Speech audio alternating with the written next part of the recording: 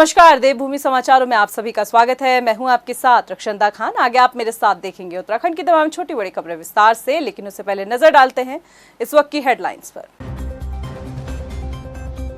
गैरसैंण में आयोजित बजट सत्र की तैयारियों को लेकर बैठक। विधानसभा के सीमित सदस्यों की मौजूदगी में होगा सत्र। मंत्री विधायक भी नहीं ले जा सकेंगे लाइजनिंग अफसर और नोडल अधिकारी। पूर्व कानून मंत्री सुब्रमण्यम स्वामी के विधानसभा से बर्खास्त। कर्मियों के समर्थन में दिए गए बयान पर बोली रितु खंडूरी। सुब्रमण्यम स्वामी बहुत बड़े वकील, कोर्ट में करे मामले की पैरवी। चारधाम यात्रा में रजिस्ट्रेशन की अनिवार्यता पर तीर्थ पुरोहित नाराज। सरकार से नियम में शिथिलता लाने की मांग। पुरोहितों ने कैरिंग कैपेसिटी पर भी उठाए सवाल। और मार्च की शुरुआत में प्रदेश में बदलेगा मौसम का मिजाज। राज्य के कई इलाकों में बारिश और बर्फबारी का अलर्ट। तूफानी हवाएं चलने की आशंका। हेडलाइंस के बाद बुलेटिन में खबरें विस्तार से। और बात सबसे पहले करते हैं गैरसैंण में आयोजित होने वाले बजट की। गैरसैंण में 13 मार्च से शुरू होने वाले विधानसभा के बजट सत्र की तैयारियों को लेकर विधानसभा अध्यक्ष रितु खंडूरी ने बैठक ली, जिसमें कई विभागों के अधिकारी मौजूद रहे। बैठक में फैसला लिया गया कि विधानसभा के सीमित कर्मचारियों के साथ गैरसैंण में बजट सत्र आयोजित किया जाएगा। आपको ये भी बता दें कि मंत्रियों, अधिकारियों और विधायकों के लाइजनिंग अफसर और नोडल अधिकारी भी गैरसैंण में नहीं जाएंगे। विधानसभा अध्यक्ष का कहना है कि विधायकों के द्वारा 586 सवाल अब तक लाए गए हैं। उम्मीद है कि गैरसैंण में बेहतर तरीके से बजट सत्र को आयोजित किया जाएगा। राज्यपाल के अभिभाषण के साथ बजट पर सभी विधायक अपनी राय रखेंगे। सुरक्षा की बात हुई, साथ ही साथ कम से कम लोगों को वहाँ ले जाने की बात हुई। ये निर्णय लिया गया है कि एलओज की रिक्वायरमेंट नहीं होती है, ना अफसरों को ना विधायकों को, तो एलओज इस बार ना अपॉइंट किया जाए। साथ ही साथ नोडल ऑफिसर्स भी जो मिनिस्ट्रीज़ के माध्यम से आते हैं वो भी कम से कम हो, ताकि जो हम कार्य करने जा रहे हैं वो अच्छे तरीके से हुआ। लास्ट टाइम आपने देखा जब देहरादून में भी सत्र हुआ था तो कम संख्या में बड़ी साफ सफाई से और अच्छे से यहाँ पर सत्र चला था। तो इसी प्रयास में कि सब चीज़ from sound to media to सुरक्षा, सिक्योरिटी, सब कुछ अच्छे से हो जाए, सड़कें, ये सब, तो इस पर पूरी बातचीत आज अफसरानों के साथ हुई। वहीं पूर्व कानून मंत्री सुब्रमण्यम स्वामी के बयान पर विधानसभा से हटाए गए 228 कर्मियों के मामले में विधानसभा अध्यक्ष रितु खंडूरी ने भी बयान दिया। उन्होंने कहा कि सुब्रमण्यम स्वामी बड़े वकील हैं, उन्हें इस मामले में कोर्ट में पैरवी करनी चाहिए। विधानसभा अध्यक्ष ने कहा कि मैं युवाओं के साथ अन्याय बर्दाश्त नहीं करूंगी। ये मामला न्यायालय में विचाराधीन है, इसलिए मेरा बोलना उचित नहीं है। रितु खंडूरी ने अपने फैसले को भी सही ठहराया। तो बधाई है उनको, हम कहते हैं आप शुभकामनाएं हैं, आप जरूर जाइए। सब जुडिस मामला है, इसलिए मुझे उसमें बहुत ज़्यादा कुछ कहना नहीं है। और ऑलरेडी सुप्रीम कोर्ट में मामला गया था, और अगर बहुत वरिष्ठ वकील हैं, उन्हें लगता है कि उन्हें जाना है, तो मैं उनको शुभकामनाएं देती हूँ। चारधाम यात्रा में अभी समय है, मगर इस साल प्रशासन वक्त से पहले अपनी तैयारियों को मुकम्मल करता नजर आ रहा है। इस साल यात्रा में शामिल होने वाले यात्रियों की सहूलियत का खास ख्याल रखा जा रहा है, जिस वजह से अव्यवस्थाएं भी दूर होगी और व्यवस्थाओं में बदलाव भी हो रहा है। खासकर हेली सेवा में श्रद्धालुओं को बड़े बदलाव देखने को मिल सकते हैं। चारधाम यात्रा में केदारनाथ धाम के दर्शन कर श्रद्धालु खुद को सौभाग्यशाली मानते हैं। कई उतार चढ़ाव के बीच लाखों की तादाद में श्रद्धालु बाबा केदार के धाम में अपनी हाजिरी लगाते हैं। कई श्रद्धालु पैदल यात्रा कर बाबा केदार के दरबार में पहुंचते हैं, तो कई श्रद्धालु अपनी सुविधा के मुताबिक हेली सेवा का सहारा लेकर बाबा केदार के दर्शन करते हैं। और यही वजह है कि प्रशासन इस साल हेली सेवाओं की व्यवस्था को भी दुरुस्त कर रहा है। वक्त से पहले प्रशासन ने हेली सेवाओं के लिए टेंडर प्रक्रिया शुरू कर दी है। इस साल 9 एविएशन कंपनी श्रद्धालुओं को केदारनाथ धाम पहुंचाएगी। होली के फौरन बाद विड मिल जाएगी और श्रद्धालु यात्रा शुरू होने से पहले ही अपने टिकट बुक करा सकेंगे। प्रशासन ने हेली सेवा के टिकट बुक की जिम्मेदारी में भी बदलाव किया। इस साल IRCTC को हेली सेवा के टिकट बुक कराने की जिम्मेदारी सौंपी गई है। टेंडर की प्रक्रिया ऑलरेडी प्रारंभ की जा चुकी है। इसका सबमिशन की डेट 2 मार्च को थी, लेकिन पिछली बार जो प्री बीडी में जब मेरी बैठक हुई थी तो कुछ एक बिंदुओं पर अभी भी जो बिडर्स है उनको क्लैरिटी नहीं मिल पाई थी। उसमें से मुख्यतः एक बिंदु था कि जीएसटी कितना प्रतिशत लागू होगी। उसमें इंडस्ट्री को थोड़ा ये कन्फ्यूजन था कि उसमें पिलग्रिम के रूप में 5% जीएसटी लागू होगी या सामान्य दरों से 18% जीएसटी लागू होगी। तो इस विषय के संदर्भ में कुछ क्लैरिटी देने के चलते हम लोगों ने उसको एक सप्ताह उसका बिड सबमिशन की डेट बढ़ाई है और होली के तुरंत बाद जो है हम लोगों के पास बिड प्राप्त हो जाएगी। टिकटिंग के लिए हम लोगों ने अब तक व्यवस्था गढ़वाल मंडल विकास निगम के पोर्टल के माध्यम से की जाती थी, किंतु इस पे जो पिछली बार बोर्ड की बैठक हुई थी उनका ये कहना था कि एक रेलवे की पब्लिक कॉरपोरेशन है IRCTC, तो जो बहुत ही बृहद स्तर पर इस प्रकार की टिकटिंग कराती है, तो हम लोग उनके साथ अनुबंध कराते हुए टिकटिंग प्रारंभ करें।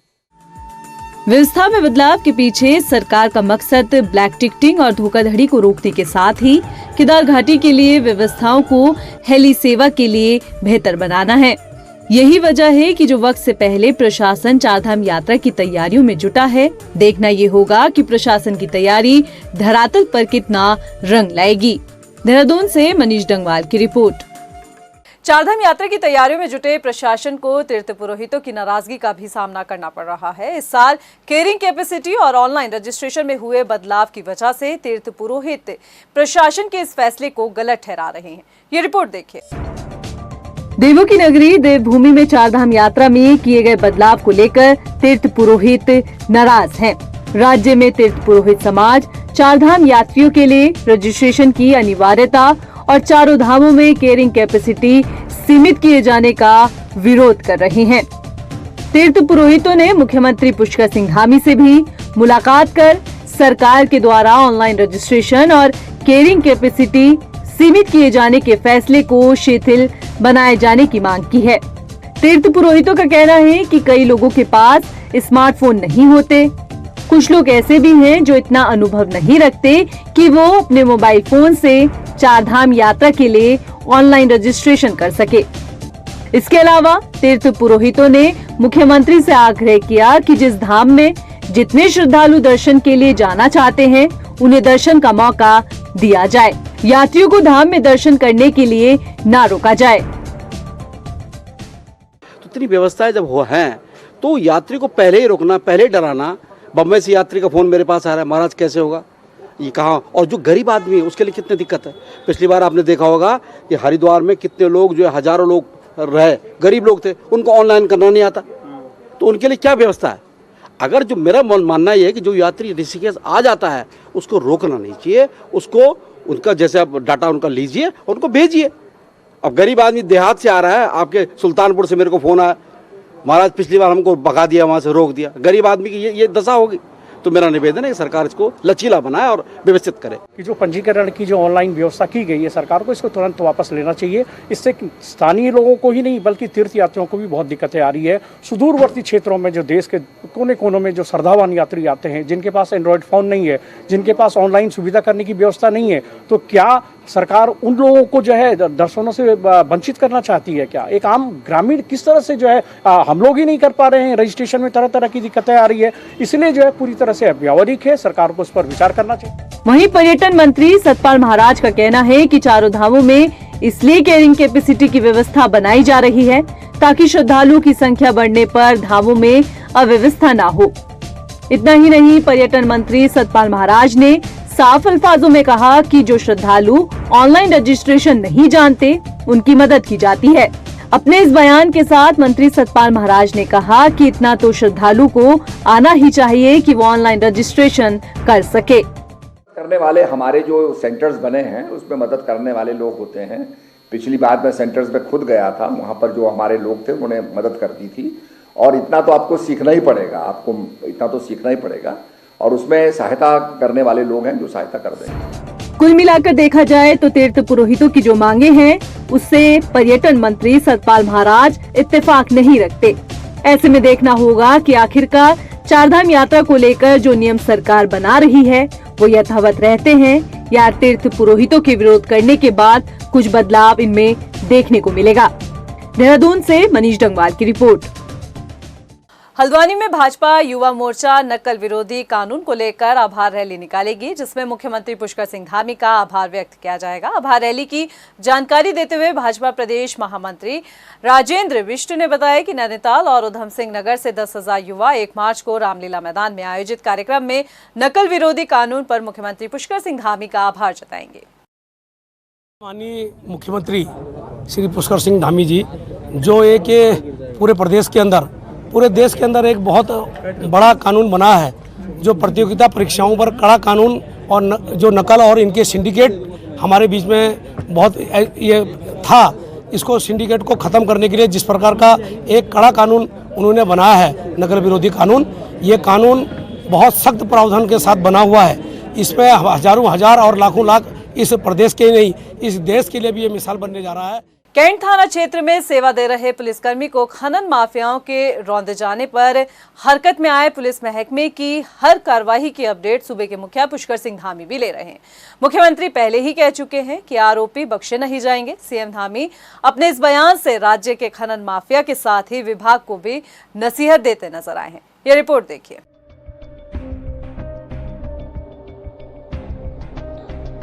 राज्य में इन दिनों खनन माफिया बेखौफ नजर आ रहे हैं।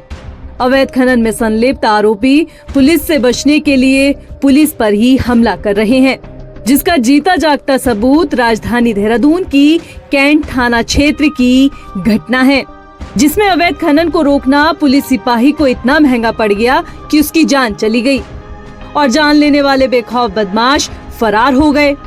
इस घटना के बाद से प्रशासन हरकत में है और मामले में मुख्यमंत्री पुष्कर सिंह धामी ने भी संज्ञान लिया और डीजीपी को तलब कर आरोपी को किसी भी सूरत न बख्शे जाने की बात कह दी।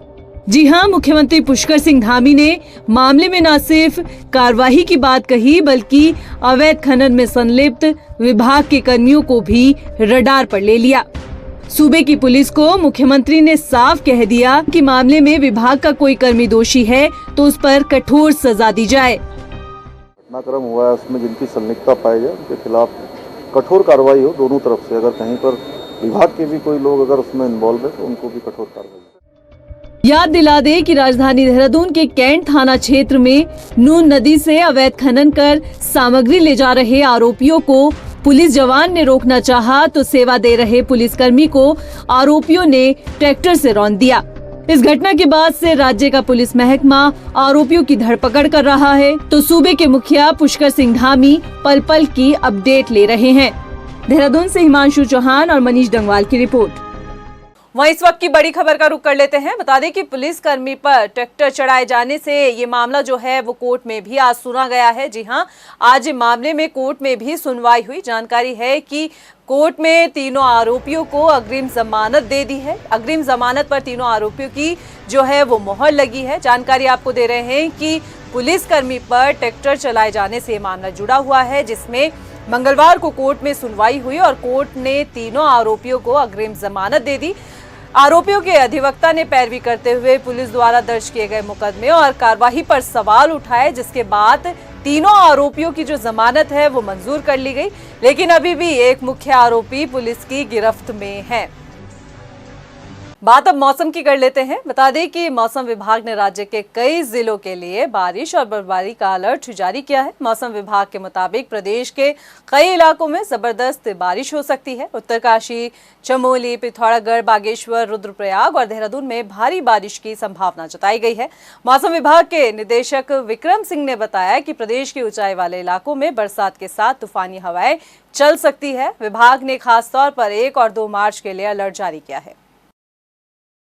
तो हल्की या मध्यम तक की जो अंदर के डिस्ट्रिक्ट्स हैं उसमें कल अगर 1 तारीख को बात करें मार्च की, और जो बाकी डिस्ट्रिक्ट्स है हिल्स वाले, उसमें आप ये कह सकते हैं कि जो है कुछ जगहों में हल्की रेन थंडरस्टॉर्म एक्टिविटी वो मिलेगी। साथ ही जो प्लेन्स वाले एरिया है उसमें भी कहीं कहीं पर आपको जो है हल्की बारिश या थंडरस्टॉर्म एक्टिविटी वो देखने को मिलेगी। वहीं टनकपुर के गांव चौलीगोट में इन दिनों हाथियों का आतंक छाया हुआ है। हाथियों के द्वारा आए दिन किसानों की फसलों को बर्बाद किया जा रहा है। क्षेत्र में हाथियों की अधिक आवागमन को देखते हुए वन विभाग की टीम गांव के सीमांत क्षेत्रों में रात के वक्त में गश्त कर रही है। वहीं ग्रामीण घर से नहीं निकल रहे हैं। हाथियों का आवागमन आजकल ज़्यादा हो रहा है और कुछ फसल को क्षति भी पहुंचाई जा रही है। तो उसी संदर्भ में ग्रामीणों की सुरक्षा और अपने वन्य प्राणियों की सुरक्षा के तहत हमने सावधानी बरतने हेतु उस क्षेत्र में टीम भेज के लोगों को जागरूक भी किया और हाथी अगर आता है तो उसको भगाने का भी काम करने के लिए प्रयास किया। देहरादून के रिहायशी इलाके राजपुर में अतिक्रमण हटाने के मामले में भाजपा के पार्षद संजय नौटियाल ने अपना पक्ष रखा है। संजय नौटियाल और अन्य पार्षदों ने कहा कि नगर निगम के चुनाव हैं और ऐसे में विपक्ष के नेता उनकी छवि को धूमिल करना चाहते हैं। उन्होंने कहा कि जिस तरह से प्रवीण भारद्वाज ने उन पर आरोप लगाए हैं वो सरासर गलत है। दरअसल प्रवीण भारद्वाज ने आरोप लगाते हुए कहा था कि भाजपा के पार्षदों ने उनके परिवार पर हमला किया क्योंकि उन्होंने अतिक्रमण होने की शिकायत की थी। उन्होंने एक सीसीटीवी फुटेज भी पुलिस को दिया है जिसके आधार पर मुकदमा भी दर्ज है। ये जो घटनाक्रम हुआ है एक व्यक्ति बनाम शायद नगर निगम हो गया है क्योंकि और मुझे लगता है कि जिस तरीके से उस व्यक्ति द्वारा कल विपक्ष के नेताओं के साथ एक प्रेस कॉन्फ्रेंस करी गई थी तो मुझे कहीं ना कहीं ये अब लग रहा है कि विपक्ष के नेता एक नगर निगम के चुनाव को देखते हुए इसके राजनीतिक रूप देना चाह रहे हैं, जबकि ऐसा कुछ भी नहीं है। ये कोई इतना बड़ा मामला नहीं था। ये एक व्यक्ति द्वारा अपना अतिक्रमण अवैध ना बताने के को साबित कर रहा है, इतना चीख के चिल्ला रहा है। मुझे ऐसा नहीं लग रहा है कहीं भी कि इतना बड़ा मामला था कि इसमें इतने पार्षदों पे मुकदमे कर दिए गए। लोहाघाट में समग्र शिक्षा अभियान के तहत अलिम्को, कानपुर और समाज कल्याण विभाग के संयुक्त तौर पर क्षेत्र के दिव्यांग बच्चों को निःशुल्क कृत्रिम अंगों को वितरित किया गया है। कृत्रिम अंगों को पाकर दिव्यांग बच्चे और उनके परिजन काफी खुश नजर आए। कार्यक्रम में शामिल हुए ग्रामीण बेरोजगार कल्याण समिति के अध्यक्ष अनिल जोशी ने बताया कि दिव्यांग जनों को रोजगार के लिए सरकार की ओर से बिना ब्याज के ऋण दिया जा रहा है ताकि दिव्यांग आत्मनिर्भर बने। वहीं परिजनों ने सरकार की इस पहल पर आभार जताया। होना चाहिए सब बच्चों का आगे भविष्य में, मतलब चीजें अच्छी होनी चाहिए और अपाहिज बच्चों का खास ही मतलब ध्यान देना चाहिए हमने। और अच्छी सरकार की तरफ से बहुत अच्छा मिल रहा है, बहुत अच्छा हो रहा है। अभी के लिए फिलहाल इतना ही, मुझे दे इजाजत, लेकिन चलते चलते नजर डालते हैं इस वक्त की हेडलाइंस पर। नमस्कार।